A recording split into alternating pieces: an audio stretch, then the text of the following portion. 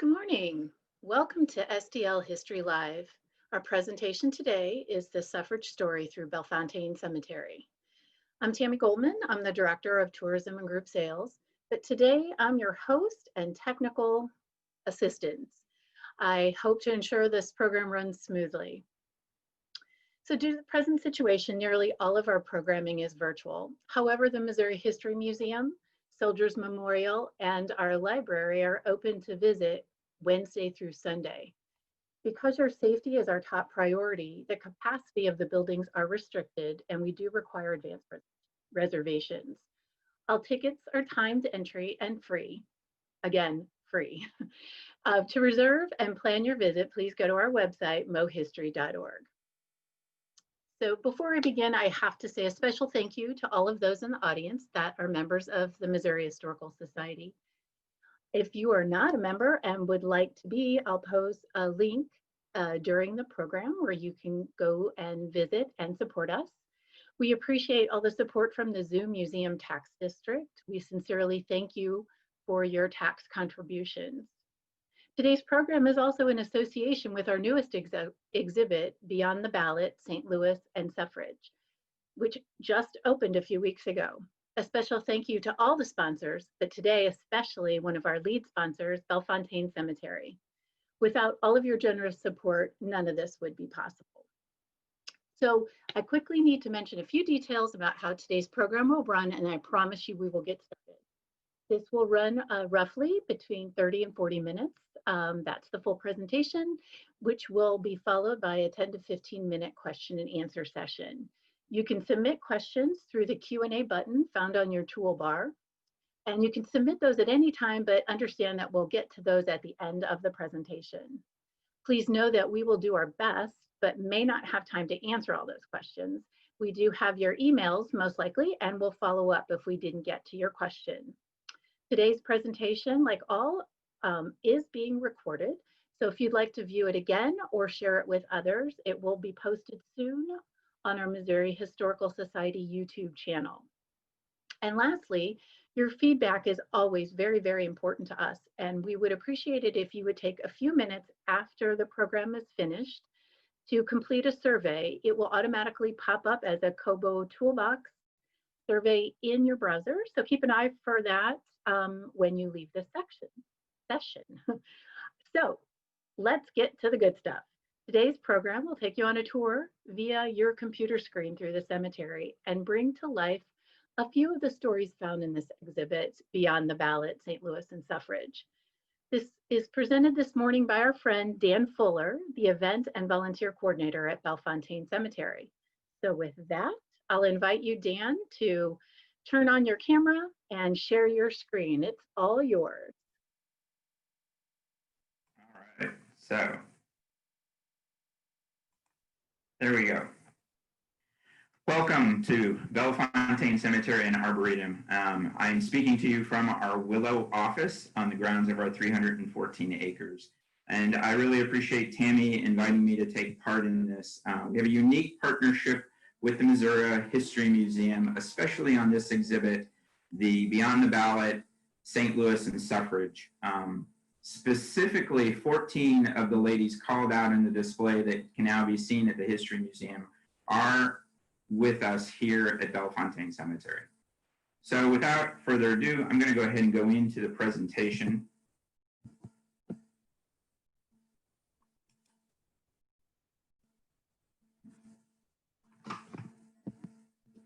So, as I said before, 314 acres here at our garden cemetery.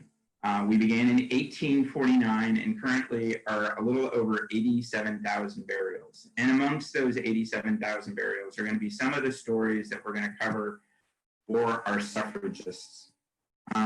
We feel very honored to have many of these ladies here at the cemetery, and I believe part of the reason we have such a combination and collection is the fact that we are a non-sectarian cemetery and have been open to all beliefs and non-beliefs. And that kind of actually starts here with Thekla Bernays. Thekla, if we look at her history, is going to be part of the German freethinkers. And this allowed her to be engaged in a lot of things that women weren't at that particular point in time. From the bullet points you can see, she was a charter member of the St. Louis Artists Guild. That's an organization that's still with us today here in St. Louis. She's also a correspondent for the St. Louis Globe-Democrat and does quite a bit of writing. Her family flows back and forth between Europe and St. Louis, and she does have a global view of events. And so will be very active in the entire movement to secure women the right to vote here in America, and specifically, of course, here in St. Louis. The next woman is Susan Louise Marsh. Susan Louise Marsh is definitely a suffragist, but what her major claim to fame is the Marsh Joint Guardianship Law. It was in her engagement with some of the orphanages and some of the houses where children were kept, even though they might have had parents, that she realized that total guardianship went to the father only, and the mother was completely left out of the picture. And specifically, there was a young woman who worked and toiled all week long, only to have her father take all of her salary and basically drink it away. And Susan felt this was wrong, and at least the mother needed to have part. And so, as a woman, and before the right to vote, she had no voice in legislature. So she had to seek an individual to help her with this. And so she will have help in the Missouri legislature, and the Marsh Joint Guardianship Law will be passed, and it will become a model for other states across the Union. She's an active member, of course, of the suffragist movement, but she, as many of the women you will see, transcend that movement and will have impact in many other aspects. An interesting side note here, and I'll point out the logo that's in the middle, that is the Women's Christian Temperance Union. There's a definite overlap with many of the women who will fight for the right to vote, but also had a very strong interest in the temperance of the time. There was a strong feeling amongst many of these women that the drink was definitely something that was anti-productive to a productive society. And so as the right to vote is secured, the Temperance Society will take even more initiative. And of course, that is when Prohibition comes about. Elizabeth Ingalls is an example of someone who unfortunately never saw the right to vote. She passed before that amendment was completed. And so her statement here, I think, is very, very poignant from the standpoint that she wants them to push on and continue the work that had been started by her and so many others.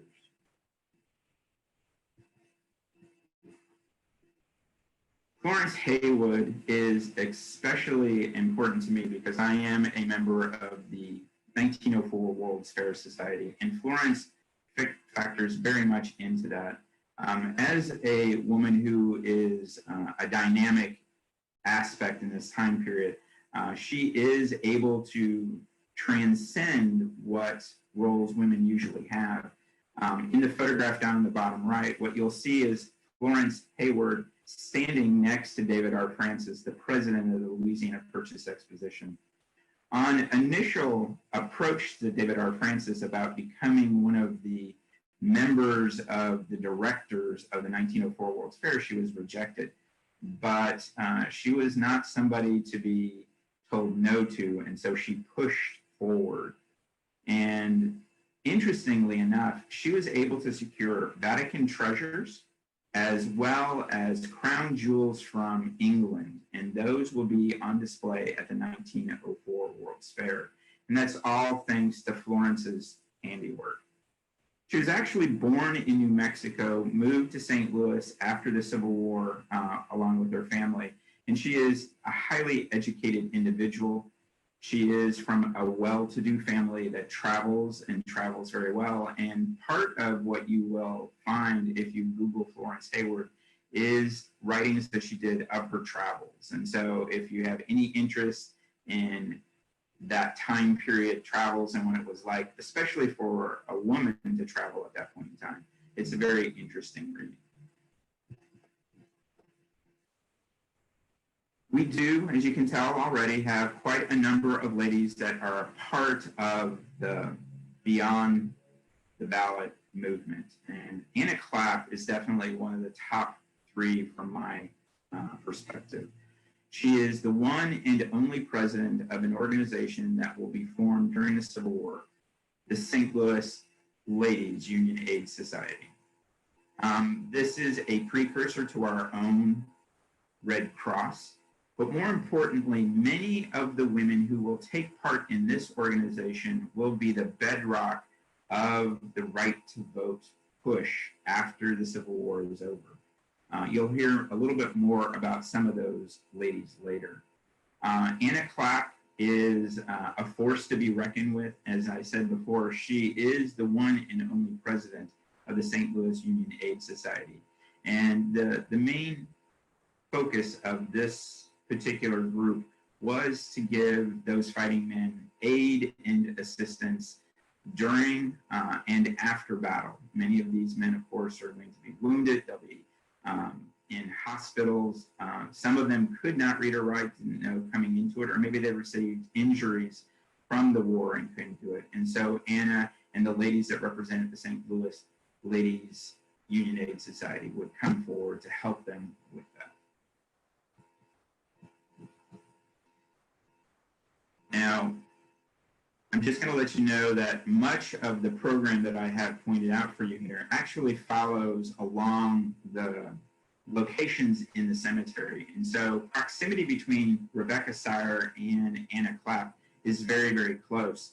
And there's a interesting similarity, but yet stark difference between these two ladies. Rebecca Sire is president of the Southern Relief Fair. And this is an organization that raises funds specifically for soldiers who are fighting for the Southern cause, where the St. Louis Ladies Union Aid Society is focused, of course, on the Union cause. I will say that for Rebecca, both sides were important, and she did lend aid to casualties from both sides. And she is a staunch person who wishes to advance the cause of women and secure the right to vote. Rebecca Hazard is another strong-willed woman. Currently, as you can tell, she is unmarked. She is really one of the only ladies in my presentation today who is unmarked. The Humanities Council is very interested in finding and fulfilling the aspect of marking her for posterity. She's a very important individual in this movement, and she lent her voice specifically to a very popular suffragist song that I have listed down below. And this is one of those things, if you are taking notes, I highly suggest that you go ahead after this presentation is over and Google "Give the Ballot to the Mothers," and you will find a number of pre-recorded renditions of this song. As I have been doing suffragist tours here at the cemetery, I will supply those attending with the lyrics to this song, and we will actually sing it at her graveside.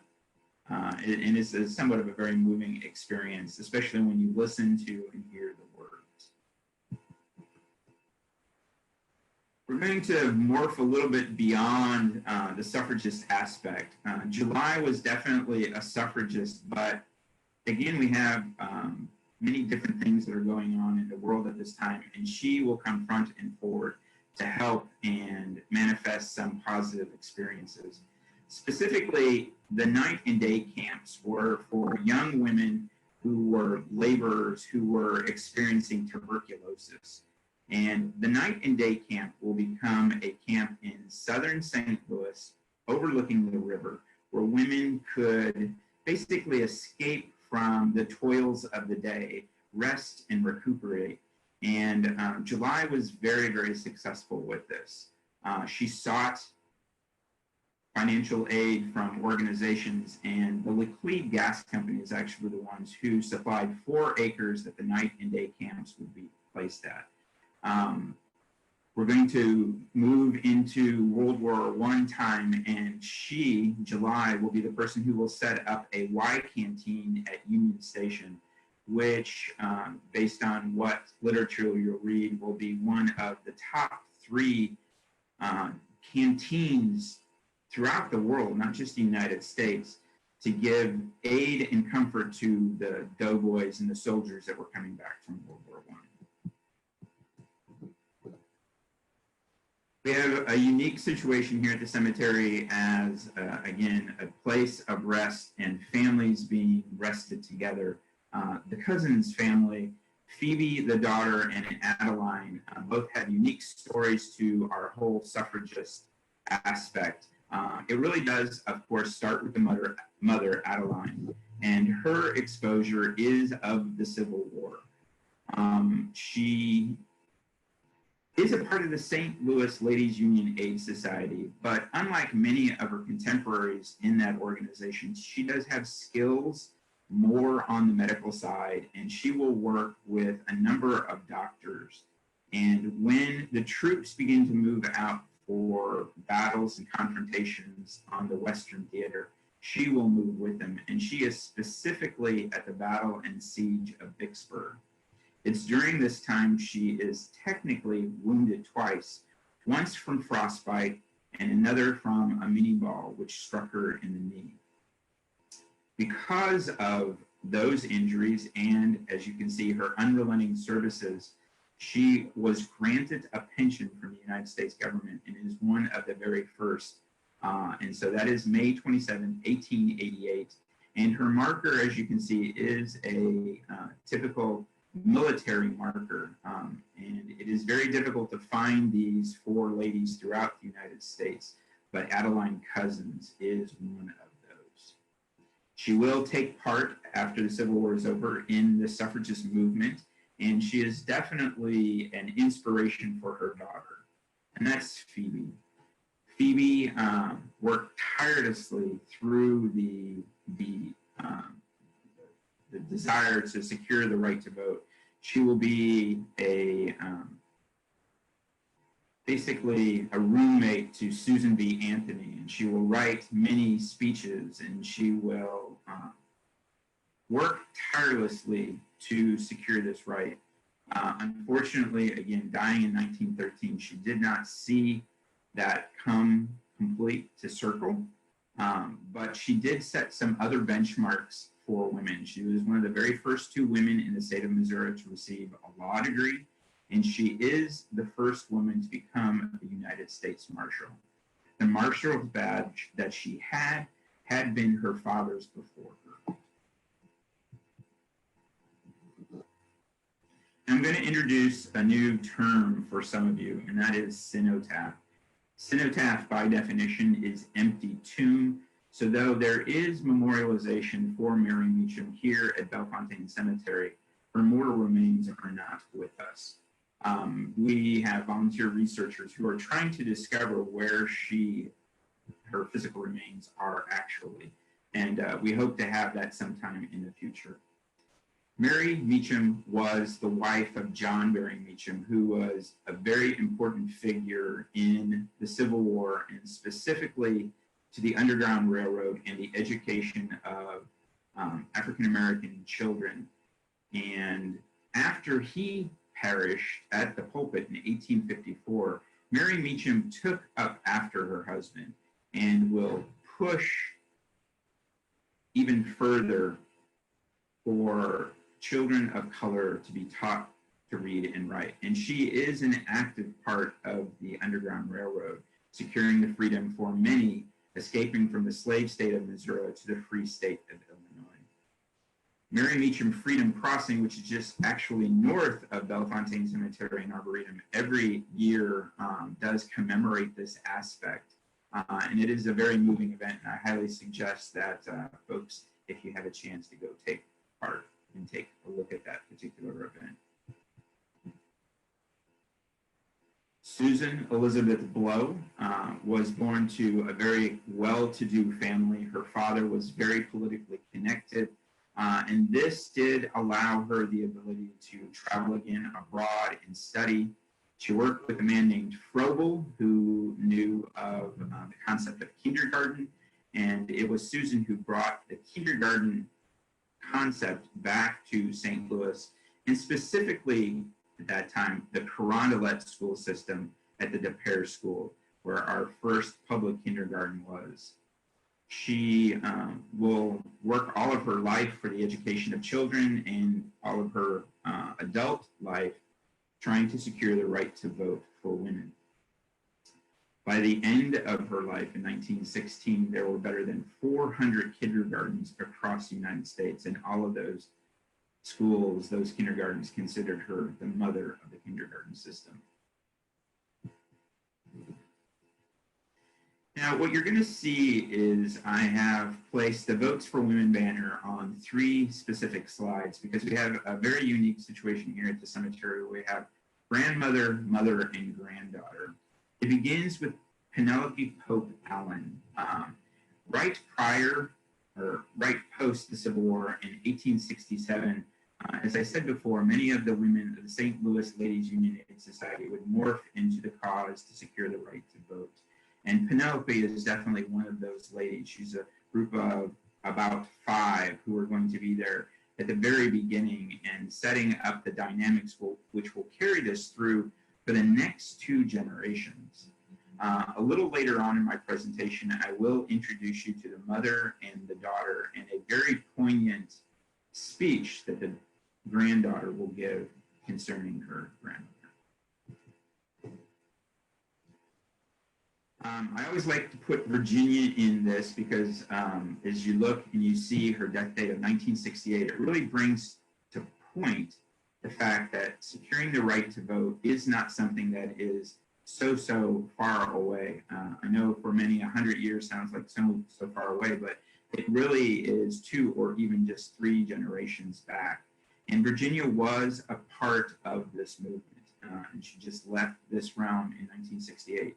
So this was somebody who was very young at the point in time that in, of course, 1920, the amendment was passed. So the majority of her life, she was able to vote. And when you compare this to other women who, like Penelope that I just talked about, really never saw that right, you really do have a much stronger appreciation for what the struggle was like and what it was, why it was so important for these women. So there's my Votes for Women banner across, and now this is the mother. And I know it gets a little bit confusing because we're replicating names, but this is Penelope Allen Orrick. And so she is the middle generation of which I was speaking. She picked up the mantle from her mother and was carrying it forward. And if you've been kind of paying attention and taking note, that in passing in 1915, Penelope, the mother, as well as the daughter that I'm now speaking of, never did see the right to vote. And this will culminate with the granddaughter, Christine Orrick Fordyce, who just missed seeing the right to vote for women passage in 1919, and then, of course, be ratified in 1920. And she makes a very poignant speech in front of the Missouri legislature, basically saying, my grandmother came before you, my mother came before you, I come before you again, and do not make it that my daughter will have to come before you. And it's a very, as I said, poignant speech and very much illustrates this multi-generational struggle to secure the right to vote. Buried in the same lot as the last 2 individuals is Lucretia Pope Allen Hall, who, along with Penelope, who we spoke about, and Anna Clapp, and someone I will introduce in a little bit, Virginia Minor, were a part of that epicenter that was there in 1867 and really setting the foundation for which will be the movement. The woman who will really be the center of that movement, of that group of 5, will be Virginia Minor, and we'll talk about her in just a little bit. One of the wonderful things about working here at the cemetery is the fact that no, we don't know it all. We don't know all of our stories. And so 2 years ago, while we were putting the beginnings of the suffragist story together, a family came to us and said, well, our mother was also a suffragist, and we haven't seen anything written about her. And so Cora Ferguson Shewell came to our attention. She's a member of the League of Women Voters, and was there throughout the process and did, for the last part of her life, understand and appreciate the ability to vote. Another incredibly important woman here, and somebody who, again, much like the past couple of women that I talked about, were young at the time that the vote was finally secured, and did appreciate that vote for many years. Edna Gellhorn took a very, very active role in 1916 in organizing what will be the Golden Lane, or the Walkless, Talkless Parade. The picture down in the bottom is a contemporary recreation of this event. Thousands of women will dress in white with their yellow sashes and their yellow parasols, and they will be positioned between the 1916 Convention Center, where the Democratic Convention will meet, and the hotels where they were staying. The women at this point in 1916 had not secured the right to vote, and therefore really didn't have a voice in our government. And so in unison, as these delegates are moving from their hotels to the convention center, will turn their back in unison and make a very strong statement in the fact that they did not have a voice at this point in time. The St. Louis Mourning Society, which works and partners with us, put together a group of ladies. Many of those ladies that you see in their white dresses made those dresses themselves, and they can be seen at many events that have been held throughout the St. Louis area. And we hope to see them back again as we go into 2020 and continue the celebration of securing the right to vote. Now, I'm going to throw in just that little extra. We have a very unique aspect here at Bellefontaine Cemetery, and that is connected with Ernest Hemingway, of all people. Ernest Hemingway married 4 times, and 2 of those times was with a girl from St. Louis, and Edna Gellhorn's daughter, Martha, was the 3rd wife of Ernest Hemingway. Edith Beringer is also with us. I love her hat in this one. This definitely is a woman to be reckoned with. She served as the state chairman for the Missouri Congressional Union for Women's Suffrage. These are women who would gather together and make sure that not only women were securing the right to vote, but as we'll talk about in just a little bit, understanding what that meant and understanding how to vote. And that's where this woman comes to bear. This is Florence Wyman Richardson. She was the daughter of a well-known educator in St. Louis, Edward Wyman, and Hadley, I'm forgetting her mother's last name, but Hadley, her mother's name was Elizabeth Hadley, and remember that because I'm going to bring that up in just a little bit. Came forward and as somebody who had been born into education and always appreciated her education, knew that securing the right to vote was only part of the problem, that women would have to be educated on how to vote, that they wouldn't just follow the lead of their husbands or significant others, and that this was going to be a time that women had to really come together and formulate who they needed and who would support what they also wanted. So she is the first president of the St. Louis Equal Suffrage League, an organization not focused on securing the right to vote, but educating women on the vote. The other tombstone you see up in the left-hand side is actually that of her daughter. So this is a situation of daughter and mother coming together and formulating a plan for educating women. Mrs. Richardson is also a mother-in-law to Ernest Hemingway. Hadley Richardson, her eldest daughter would be the first wife of Ernest Hemingway. And now we come to Virginia Minor, probably the most significant woman on our grounds to this movement. She does begin her part in this Civil War during the St. Louis Ladies Union Aid Society. But it is Virginia, together with her husband, a lawyer, who decide to use the recently ratified 14th and 15th Amendments to sue for the right to vote as a woman. And so in the 1874 election for U.S. Grant, Virginia Minor will go to our courthouse downtown and ask for a ballot. Once rejected, her court case will be heard in the courthouse downtown, the Missouri Supreme Court, as well as the highest court in the land. And in all three instances, the court struck down her request to vote, and it will take an amendment to our Constitution.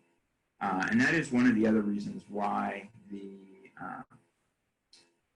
courthouse downtown is so important. 2 cases began there, which will ultimately end in amendments to our Constitution. I'm going to be winding down here, trying to keep an eye on the time, but I do want to bring up Elizabeth Merriweather.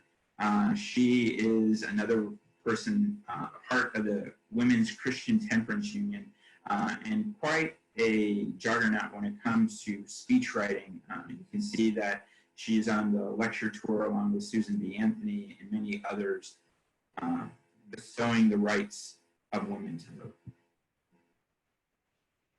Amalia Frucht is an interesting woman, also from the side of education. She's going to be a founding force for the Wednesday Club, which is still another organization that's here in St. Louis. And throughout her life, she was a part of the educational system. She just saw the ratification of the amendment when she passed. Just know that all of her life, that was one of the things that she fought and struggled for. Just to kind of wind up, many of these images are from that St. Louis Morning Society aspect. And these are recreations that have been done in our cemetery. We try to do these on a regular basis, and even though we're celebrating the 100th anniversary this year, this is something that we're going to focus on forever and always at Bellefontaine Cemetery and Arboretum. And when the Missouri History Museum put together Beyond the Ballot, St. Louis and Suffrage, we felt it was just so important to be a part of that because so many of the women who struggled for that right are laid to rest with us.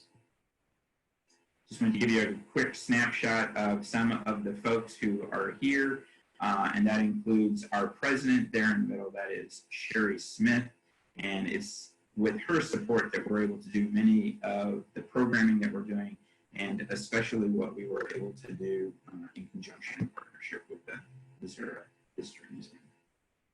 So I'm going to point out where I stole some slides and whatnot from, and then I'm going to move here to stop sharing my screen, and I think that'll give us an opportunity to see if we can answer some questions.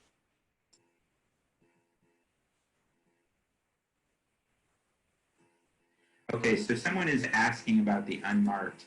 Of our 87,000 burials here at Bellefontaine Cemetery in Arboretum, around 15% are unmarked. And that means that there is no memorialization, there is no headstone, there is no tombstone.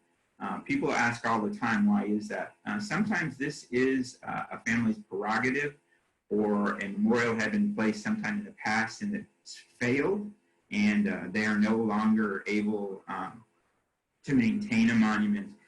We have a number of people who have recently been marked that had never been marked before. Within the last month, we've actually received 4 military markers for men who have fought in different battles throughout our nation's history and are finally marked. Not sure if there's any other questions coming in. Well, while you're doing that, we'll do a little song and dance. We'll let some more questions come in, and I will share my screen once again. This is the technical aspect that's so fun. This is a good reminder that everyone can come visit Beyond the Ballot. We welcome visitors, of course, as I mentioned in the beginning of the program. You just need to make a reservation in advance. And we can talk about, Dan, maybe the special project that we're working on, creating the map. Sure, sure. So in partnership with the Missouri History Museum, Bellefontaine Cemetery and Arboretum is creating a map that will allow you to guide through our 14 miles of roadway and point out these 14 women who are highlighted at the Beyond the Ballot St. Louis and Suffrage story being done at the Missouri History Museum. We have large green tail flags currently in place, and we'll have some additional signage to make it easy to point out where these ladies are. And as you've pointed out before, this exhibit runs all the way through March of 2022. So there's going to be quite a bit of time for you to come out and experience the cemetery. And as I was just talking to somebody the other day, we're about to get into fall, and there are better than 8,000 trees on our 314 acres. We'll be putting on quite a show. Yeah, it's so beautiful. Okay, well, it looks like you did such an amazing job and so thorough. We might not have any more questions. Is there anything else that you want to add before I wrap it up? No, I just again invite people to come out. I know this is a very difficult time with COVID and all. We are a space that people can come and visit and feel relaxed. The History Museum is now open, as you said before, with advanced reservations. You don't need those for us. You can just come on out on your own accord. Yeah, and I would second that. It is such a gorgeous place. There's so much to see and experience. And if it's just nature, I mean, that is just so beautiful, but there's so many added layers and stories. So I would encourage everybody to visit Bellefontaine Cemetery as well. Well, I think that we will wrap up then. Dan, thank you so much for this wonderful presentation. I have lots of questions for you, but I'll ask you those on a sidebar. Okay. But I do want to thank you for putting this all together. And for all of you that remain, remember that we do these presentations every Tuesday at 11 and Thursdays at 6:30 p.m. And this week we have a bonus. Tomorrow, Wednesday at 6:30, we have an amazing program with a book presentation and a local politician. So the book is Represent, the Women's Guide to Running for Office and Changing the World. And we have a woman who is doing just that, that will be presenting, the new Ferguson mayor. So please tune in. It's going to be really well attended, I'm sure. So get your spot early. And with that, I again will thank you all. If you aren't a member and are interested, the link is posted and the survey will pop up. So please take time to take the survey. And with that, I will sign off and I hope everybody has a wonderful day. Bye.